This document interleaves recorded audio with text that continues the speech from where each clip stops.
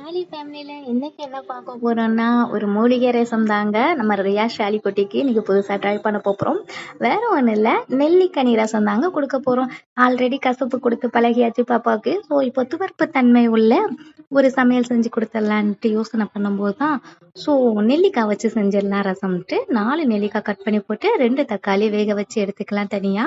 அதுக்கப்புறம் 2 நெல்லிக்காய், பச்சை மிளகாய், சின்ன ஜீரகம், பூண்டு, மிளகு இடிச்சு எடுத்துக்கலாங்க. இடிச்சு எடுத்துக்கோங்க, அரைச்சு எடுக்காதீங்க. ஏன்னா இடிச்சு சேர்த்தாதான் அந்த டேஸ்ட் ரொம்ப சூப்பரா இருக்கும், வாசமா.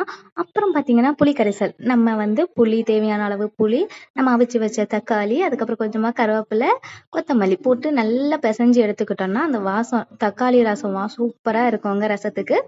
அது மாதிரி ட்ரை பண்ணி பாருங்க. புளி கரைசலோட கொத்தமல்லி எல்லாம் போட்டு சூப்பரா இருக்கும். அதுக்கப்புறம் எண்ணெய் காஞ்சதுமே வத்தல், எவ்வளவு தேவையோ காரம் அவ்வளவுக்கு. ஆல்ரெடி நம்ம பச்சை மிளகாய் இடிச்சு வச்சிருக்கோம். இப்போ வத்தல் 2 சேர்த்திருக்கோம். வத்தல், அதுக்கப்புறம் கொஞ்சமா கருவேப்பிலை போட்டுக்கலாம். இதை போட்டுட்டு நம்ம இடிச்சு வச்சிருக்கோமே அந்த மூலிகை பொருள் அதை சேர்த்துக்கலாம். பாக்கெட்ல உள்ளது எதுவுமே யூஸ் பண்ணாதீங்க, ஏன்னா குழந்தைக்கு கொடுக்குறோம். ஸோ நம்ம கைவண்ணத்தை இதுல காமிச்சு மூலிகை பொருளோட நல்லா கொடுக்கலாம். முடி நல்லா வளரும், ஸ்கின்னுக்கு ரொம்ப நல்லது, ரொம்ப ஹெல்த்திங்க இதெல்லாம் நெல்லிக்காய்லாம். ஸோ நம்ம நெல்லிக்காய் சொன்னதுமே ஜாம் தான் ஞாபகம் வரும். ஜாம் தான் சாப்பிட வேணாம், குழந்தைக்கு இப்படி எல்லாம் செஞ்சு கொடுக்கலாம். எதுக்கு இடிச்சு போட்டுக்கோன்னா பிள்ளைங்க எப்படியும் சாப்பிடாது நெல்லிக்காய், இடிச்சு போட்டு சாராச்சும் சாப்பிடட்டுமே ரசத்தோட. அதனாலதாங்க இடிச்சு போட்டு வச்சிருக்கோம். நம்ம அவிச்சு வச்சது தனியா வச்சிருக்கோம், அது பெரிய ஆளுக்கு.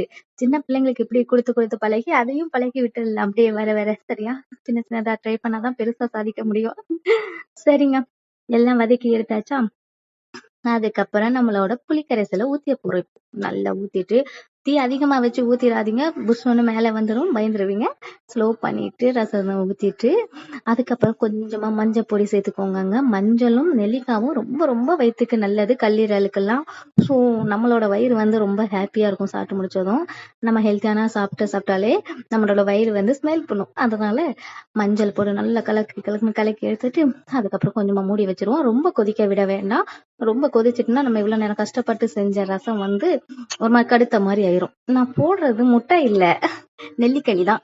நம்ம அவிச்சு வச்சிருந்தோம்ல நெல்லிக்கனி, அந்த கட் பண்ணி போட்டுக்கோங்க சைடுலாம். ஆல்ரெடி அதுலயே இருக்கும் கட் பண்றதுக்கு. இப்ப லைட்டா கொதிச்சிடுச்சு. இப்போ ஆஃப் பண்ணிட்டு உப்பு சேர்த்துக்கலாம். லாஸ்டா உப்பு சேருங்க, ரொம்ப கொதிக்க கூடாது, ஃபர்ஸ்டும் உப்பு சேர்க்க கூடாது, கடுத்துரும் ரசம்.